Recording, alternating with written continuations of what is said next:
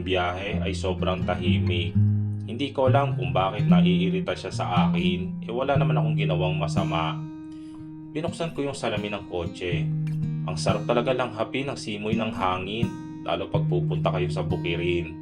Napaka-fresh nito. Tinitingnan ko yung mga nadadaanan naming mga malalaking kahoy at mga maliliit na bahay. May nahagip sa mga mata ko. Isang mag-asawa na magkayakap habang naghihintay ng masasakyan. Mabuti pa siya kasi mahal siya ng asawa niya. Ako, kahit kaunti hindi ko talaga maramdaman ang sarili kong asawa. Ang mas masakit pa ay kahit mag-asawa na kami, ay may iba pa siyang mahal. Parang biro lang ito sa kanya.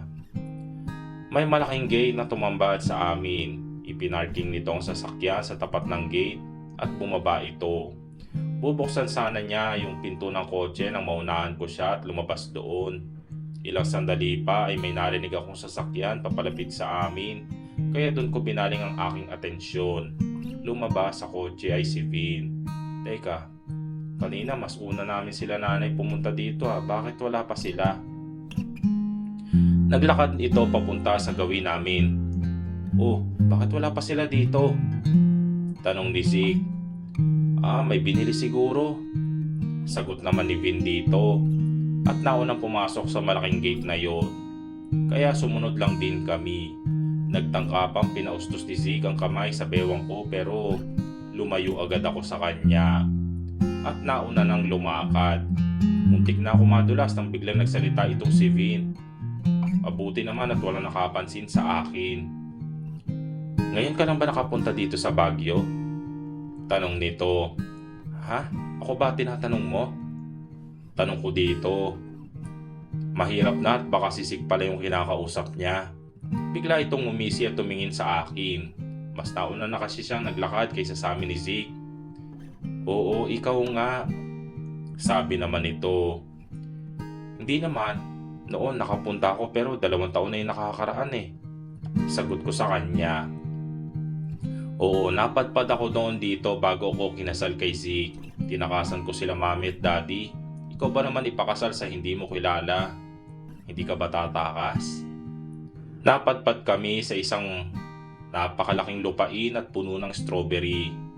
Wow, din yung sinabi na may strawberry farm pala sila na pupuntahan namin. Akala ko lupa lang na puno ng gulay. Yun pala, strawberry farm. Wow, strawberry! Sabi ko.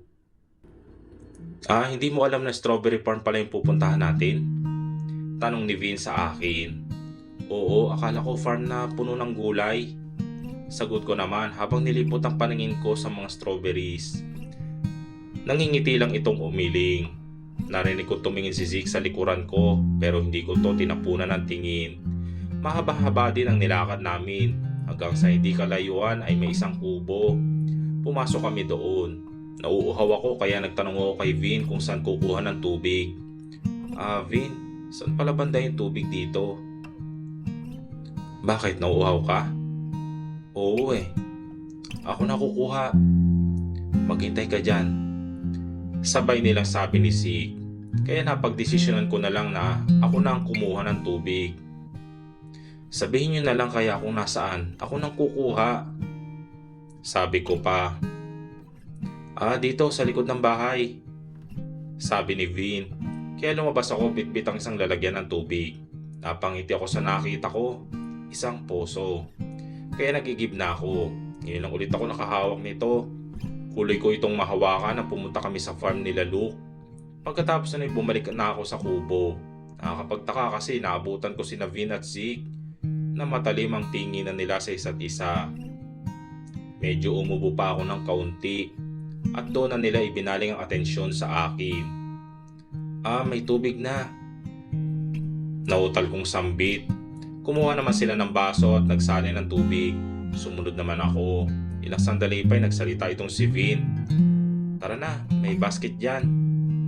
Sabi nito at nilampasan kami ni Zeke. Kumuha naman ako ng isang basket. Lalabas na sana ako ng kubo nang hinawakan ako ni Zeke. Kaya napatingin ako sa kanya. Huwag na huwag kang gagawa ng kalokohan dito, Terry Pagbabanta nito at diniin ang pagkakahawak sa kamay ko at tiningnan ako ng malalim.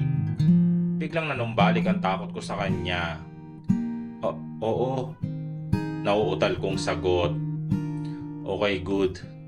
Sabi nito at binitawan ang pagkahawak sa aking kamay. Nauna na itong lumabas. Bit-bit ang basket na kinuha nito at sumunod naman ako. Naabutan ko si Vin na namimitas ng strawberry. Tiningnan ako nito. Uy, halika na, mamitas ka na.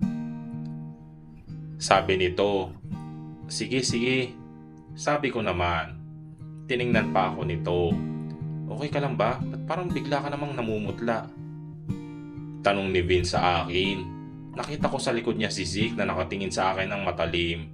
Gusto ko na namang maiyak. Ano na naman bang ginawa ko? Ba't nagalit siya? Pagkakalam ko naman wala akong nilabag isa sa mga sinabi niya. Wala to. Kanina kasi may nakita akong palaka kaya medyo natakot kasi ako Pagsisinungaling ko. Ha? Takot ka sa palaka? Tanong ni Vin at tumango naman ako. Pareho kayo ng girlfriend ko. Sabi nito at napawi ang ngiti nito at napalitan ng lungkot. Hindi naman siguro masama kung tatanungin ko siya, hindi ba? Sana pala yung girlfriend mo?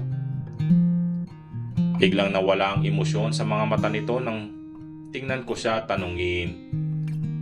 Wala na, may nagmamay-ari ng iba. Sabi niya at ikinuyom ang kanyang kamay. Bigla naman ako nalungkot. Kung siya iniwan, ako naman ang nang-iwan. Biglang pumasok sa isip ko yung nasa park kami ni Luke, yung huli namin pag-uusap. Oo, may parte sa akin na gusto ko siyang makita pero nasisigurado ko na kahit konti ay wala na akong nararamdaman sa kanya. Dahil iyon nasa asawa ko na si Zeke. Hayaan mo na, darating din yung babae na para sa'yo. Pagpapagaan ko ng loob sa kanya. Kaya nga tara, mamitas ka na. Sabi pa ni Vin. Kaya nagsimula na ako mamitas ng strawberry. Nararamdaman ko yung presensya ni Zeke sa likod ko. Hindi ko na siya magawang tignan pagkatapos ng nangyari kanina lang. Natatakot talaga ako sa kanya. Pag nakikita ko sa mga mata niya ang galit. Hanggang kalahati na ng strawberry ang laman ng basket ko. Malapit na itong mapuno. Pupunta sa gawi ko si Vin habang bitbit ang basket niya na puno ng strawberry. Oh, kalahati ka pa? Tanong nito. Oo, palagi ko kasing kinakain Sagot ko naman. Tumingin lang ito sa akin. Naiilang tuloy ako. Binitawan ko yung basket ko at pinagpagan ko ang aking kamay na narumihan dahil sa basket. Bigla ito nagsalita na siyang dahilan para manigas ako. Anong nangyari dyan sa kamay mo? Nakakunot ang noon nito sa akin. Ito ba? Kakabitbit ko kasi ng basket. Pagsisinungaling ko dito. Sabi nito at sinusuri ang aking kamay. Nakita ko sa hindi kalayuan si Zeke na nakatingin sa akin. Kaya binawi ko ang kamay ko sa pagkakahawak ng kamay ni Vin sa akin. Ilang sandali pa ay biglang nagring ang cellphone ni Vin. Hello Nay. Po. Kaya pala O sige Nay, mag-iingat kayo ha. Sige po. Okay po, bye. Sabi nito at binaba na ang tawag. Napansin siguro niya na gusto ko siyang tanungin kung sino ang kausap niya at kaya nagpaliwanag ito. Si Nanay Amor. Sinabi niya kung bakit natagalan sila. Bakit daw? Bigla raw kasing tumirik yung sasakyan nila Pero huwag ka mag-alala, maayos na. Pero kailangan ko nang umuwi kasi kararating lang kasi ng kapatid ko galing sa ibang bansa. Sabi nito. O sige. Sagot ko naman. Pag may kailangan kayo, tumawag lang kayo ha. Sabi ni Vin at di man lang tinapunan ng tingin si Zeke. O sige, salamat pala sa pagsama mo dito. Sabi ko naman. Wala yun, sige, mauna na ako. Nito at umalis na sa harapan ko. Nahuli ko nakatingin sa akin si Zeke. Pinagsawalang bahala ko na lang yon at patuloy sa pamimitas ng strawberry. Nang mapuno ko na ito, inilapag ko na ito. Tinignan ko yung kalangitan. Biglang dumilim. Tinignan ko si Zeke. Nakatingin din ito sa akin. Mukha ding madilim. Ilang minuto pa siguro kami nagtinginan nang biglang bumuhos ang napakalakas na ulan.